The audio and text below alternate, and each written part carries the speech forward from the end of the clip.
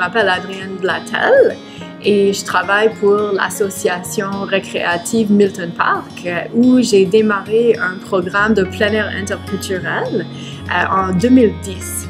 Régulièrement, on organise des randonnées avec des échanges linguistiques. Donc, on va faire des randonnées sur le Mont-Royal ou dans d'autres parcs.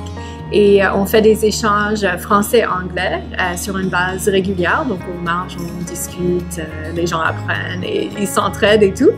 On fait aussi des sorties à vélo. On commence toujours au parc La Fontaine, puis on visite différents parcs et points de vue à Montréal. Et aussi, régulièrement, on a une cour d'initiation au sport d'hiver. Donc là, c'est pour apprendre le ski de fond, la raquette et le patin, les 3 activités selon la météo et les conditions de neige.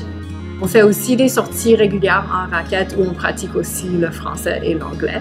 Plus ponctuellement, on fait des initiations au camping sur une base ponctuelle, des initiations au kayak, à la planche à pagaie avec une compagnie locale. Donc, on peut faire toutes sortes de sports aquatiques, nautiques ici à Montréal, donc on a profité. Au niveau des bienfaits de faire du plein air, il y a vraiment plusieurs.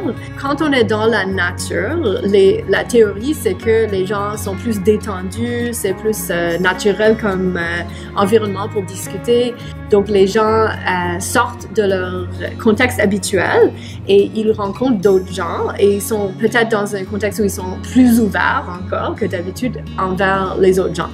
Il y a beaucoup d'amitiés qui se forment. Ça, c'est peut-être le bienfait le plus important que j'ai vu que les gens apprécient le plus. Aussi, pour les activités hebdomadaires, donc on fait vraiment chaque semaine, les gens commencent à vraiment prendre goût au plein air et à faire leurs sorties pour bouger un petit peu puis pour respirer l'air frais. On sait les bienfaits d'être dehors dans la nature, c'est vraiment prouvé que c'est très profond. En termes des bienfaits pour le centre, ça rajoute toute une autre gamme d'activités qui sont complémentaires à ce qu'on fait ici. Donc, les gens peuvent même des fois découvrir le centre. S'ils sont à la recherche d'une activité de plein air, ils peuvent découvrir le centre, essayer une activité, un échange linguistique en plein air ou autre.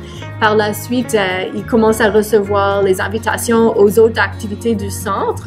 Donc, souvent, j'ai vu des gens qui ont décidé de suivre un cours de langue par la suite ou à suivre un cours de danse ou embarquer dans le volleyball ou une des autres activités. Donc, ça fait vraiment amener d'autres membres, puis ça fait juste un autre service qui existe pour les membres, pour les aider à développer un sentiment d'appartenance envers le centre.